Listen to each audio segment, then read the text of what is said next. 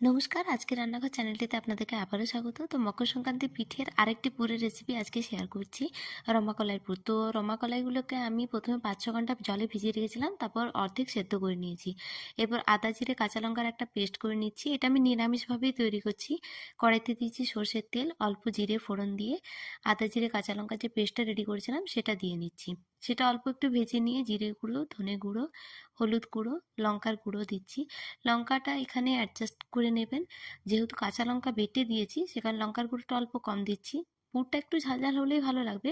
যদি আপনারা লঙ্কার গুঁড়ো খেতে না চান তো কাঁচা লঙ্কার পরিমাণটা বাড়িয়ে দেবেন। তারপর নুন দিয়ে সেদ্ধ মানে অর্ধেক সেদ্ধ করে রাখা রমা কলাইটা দিয়ে অল্প একটু নেড়ে জল দিয়ে ঢাকা দিয়েছিলাম বেশ কিছুক্ষণের জন্য। রমা কলাইটা যখন সেদ্ধ হয়ে আসবে তখন একবার করে চেক করে নেবেন, কারণ অনেকক্ষণ যদি ঢাকা বন্ধ করে রেখে দেন তো জল শুকিয়ে পুরটা চুঁয়ে যাওয়ার সম্ভাবনা থাকবে। রমা কলাইগুলো সেদ্ধ হয়ে এসছে, এরপর জলটা মরিয়ে পুরটা মাখো মাখো হয়ে যাওয়া পর্যন্ত একটু নেড়ে চেড়ে নেব। এই যে পুরটা মাখো মাখো হয়ে গেছে, এবার নামিয়ে ঠান্ডা করে তারপর পিঠে করে নেব। তো এই পুর দিয়ে পিঠে বানিয়ে একবার খেয়ে দেখুন, অবশ্যই ভালো লাগবে। আর রেসিপিটা কেমন লাগলো অবশ্যই জানাবেন।